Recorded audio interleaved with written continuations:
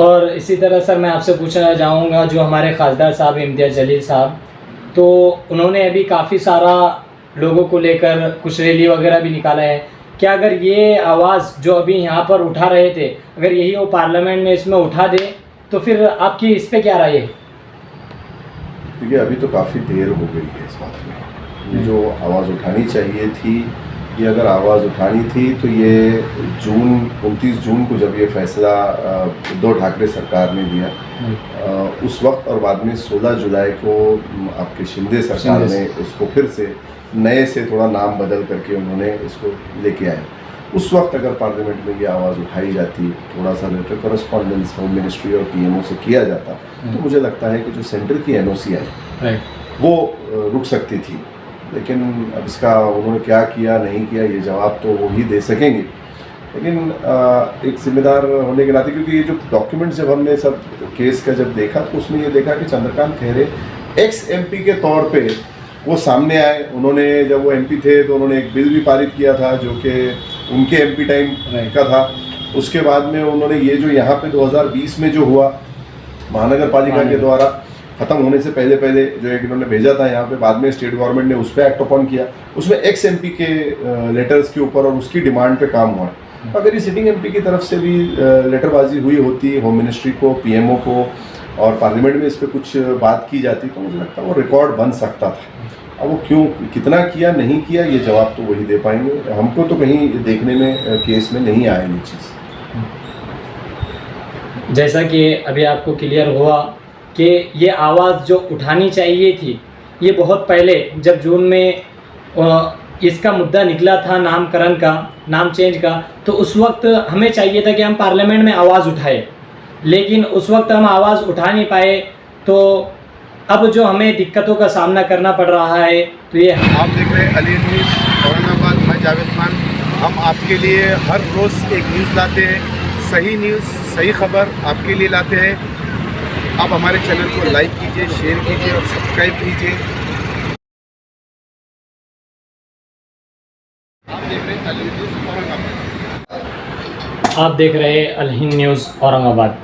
तो आइए हम औरंगाबाद के जाने माने हस्ती हिशाम उस्मानी साहब से मुखातब होते हैं कि जो औरंगाबाद का नामांतरण हुआ है, कि औरंगाबाद का जो नाम चेंज हुआ है, हम इसके बारे में उनका ओपिनियन जानते हैं। क्योंकि हाई कोर्ट के फैसले के बावजूद, कि हाई कोर्ट ने अगली तारीख देने के बावजूद, जो एकनाथ शिंदे साहब ने कल आकर 16 सितंबर को जो चेंज कराया है, तो हम उनसे डायरेक्ट उनका ओपिनियन लेते हैं कि वो किस तरह अपने बारे में, उनके बारे में ओपिनियन रखते हैं।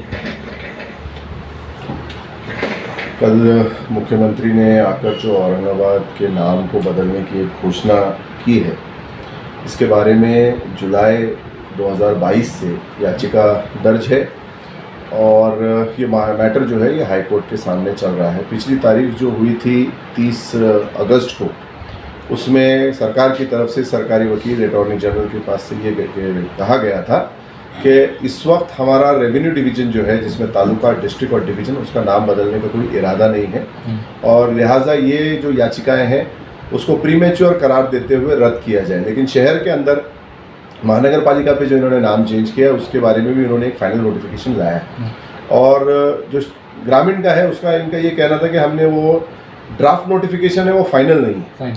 तो कोर्ट ने इनकी सारी बातों को सुनने के बाद ये फैसला किया था कि जो ग्रामीण का रहेगा, जिसमें तालुका, डिस्ट्रिक्ट और डिवीज़न, जिसमें ये कह रहे हैं कि हमने कोई नाम नहीं बदला है, शायद हम नाम बदलने के भी नहीं, तो उसकी वजह से उसको प्रीमेच्योर करार देते हुए उतना पार्ट हमारी याचिकाओं में से डिलीट कर दिया था, उसको डिस्पोज ऑफ कर दिया था। लेकिन उसमें एक कंडीशन रखी थी कि अगर सरकार ऐसी कोई हरकत करती है, फाइनल नोटिफिकेशन लेके आती है, तो उसको हम चैलेंज कर सकेंगे। और जो शहर का जो नाम बदला गया था, जिसमें महानगर पालिका का इन्होंने जो नाम बदला है, जिसमें ये बताते हैं कि हमारे पास सेंटर की एनओसी है और हमारा फाइनल नोटिफिकेशन निकल गया है, उसके बारे में कोर्ट ने सुनवाई फिक्स कर दी थी। 4 अक्टूबर को उसकी अगली तारीख रखी गई है। लेकिन उस बीच में इन्होंने अपने पावर्स का गलत इस्तेमाल करते हुए इन्होंने ये फाइनल नोटिफिकेशन जो गेजेट जारी किया और उसमें इन्होंने नाम बदलने की घोषणा कर दी। हमारा मानना है कि ये बिल्कुल भी गलत तरीके से काम किया हुआ है। सरकार ने अपने पावर्स का गैर इस्तेमाल किया है। इन्होंने कोई भी ऑब्जेक्शन सजेशंस जो मंगाए थे उसमें को किसी को भी फैसला नहीं किया, उसके बारे में कोई नहीं निकाला उसको, और बिना जनता की राय को इन्होंने कंसिडरेशन में लिए हुए एक टूरिज्म कैपिटल की पहचान मिटा देना चाहते हैं। मुझे लगता है ये दुनिया में अपने किस्म की ये पहली मिसाल होगी जब कोई राज्य अपने टूरिज्म कैपिटल को ही ख़त्म कर दे रहा है। आप देखते हैं जगह जगह हमारे पास महानगर पालिका और सरकार की तरफ से ये लिखा जाता है कि वेलकम टू हिस्टोरिकल सिटी। तो इसकी हिस्ट्री क्या है? जिसका नाम इन्होंने इस शहर के लिए रखा है उनका इस शहर की हिस्ट्री से कहीं कोई मेल नहीं मिलता। जिसने इस शहर को बसाया, जिसने ये सारे गेट्स बनवाए, आप देखते हैं कि अक्सर जगह जगह लिखा होता है सिटी ऑफ गेट्स। तो ये गेट्स बनाए किसने? जिसने ये गेट्स बनाए, जिसने ये हिस्ट्री बनाई, जिसने इस हिस्टोरिकल शहर को बनाया, आप उसका नाम हटाकर सिर्फ अपनी पॉलिटिकल महत्वाकांक्षा को पूरा करने के लिए और लोगों के बीच में एक कम्युनल तेड़ निर्माण करना, जाति तेड़ निर्माण करने के लिए ये सब काम कर रहे हैं।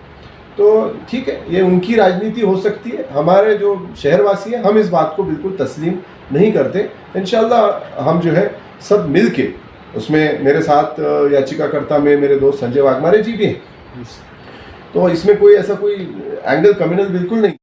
शहर को बचाएंगे और हमारा शहर फिर से प्रगति की राह पे जाए, ये हम कोशिश करेंगे इसमें।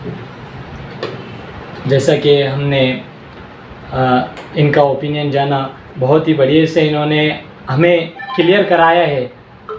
और इसी तरह सर मैं आपसे पूछना चाहूँगा, जो हमारे खासदार साहब इम्तियाज़ जलील साहब, तो उन्होंने अभी काफ़ी सारा लोगों को लेकर कुछ रैली वगैरह भी निकाला है।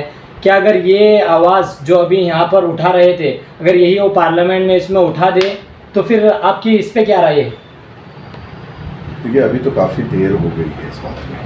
ये जो आवाज़ उठानी चाहिए थी, ये अगर आवाज़ उठानी थी तो ये 29 जून को जब ये फैसला उद्धव ठाकरे सरकार ने दिया, उस वक्त, और बाद में 16 जुलाई को आपके शिंदे सरकार ने उसको फिर से नए से थोड़ा नाम बदल करके उन्होंने इसको लेके आए। उस वक्त अगर पार्लियामेंट में ये आवाज़ उठाई जाती, थोड़ा सा लेटर करस्पॉन्डेंस होम मिनिस्ट्री और पीएमओ से किया जाता, तो मुझे लगता है कि जो सेंटर की एनओसी आई वो रुक सकती थी। लेकिन अब इसका उन्होंने क्या किया नहीं किया, ये जवाब तो वो ही दे सकेंगे। लेकिन एक जिम्मेदार होने के नाते, क्योंकि ये जो डॉक्यूमेंट्स जब हमने सब केस का जब देखा तो उसमें ये देखा कि चंद्रकांत खैरे एक्स एमपी के तौर पे वो सामने आए। उन्होंने, जब वो एमपी थे तो उन्होंने एक बिल भी पारित किया था जो कि उनके एमपी टाइम का था। उसके बाद में उन्होंने ये जो यहाँ पे 2020 में जो हुआ महानगर पालिका के द्वारा ख़त्म होने से पहले जो एक इन्होंने भेजा था यहाँ पे, बाद में स्टेट गवर्नमेंट ने उस पर एक्ट अपॉन किया। उसमें एक्स एमपी के लेटर्स के ऊपर और उसकी डिमांड पे काम हुआ है। अगर ये सिटिंग एमपी की तरफ से भी लेटरबाजी हुई होती होम मिनिस्ट्री को, पीएमओ को, और पार्लियामेंट में इस पर कुछ बात की जाती, तो मुझे लगता है वो रिकॉर्ड बन सकता था। अब वो क्यों, कितना किया नहीं किया, ये जवाब तो वही दे पाएंगे। हमको तो कहीं देखने में केस में नहीं आया ये चीज़। जैसा कि अभी आपको क्लियर हुआ कि ये आवाज़ जो उठानी चाहिए थी, ये बहुत पहले जब जून में इसका मुद्दा निकला था नामकरण का, नाम चेंज का, तो उस वक्त हमें चाहिए था कि हम पार्लियामेंट में आवाज़ उठाए, लेकिन उस वक्त हम आवाज़ उठा नहीं पाए। तो अब जो हमें दिक्कतों का सामना करना पड़ रहा है तो ये हमारी ही बदौलत है।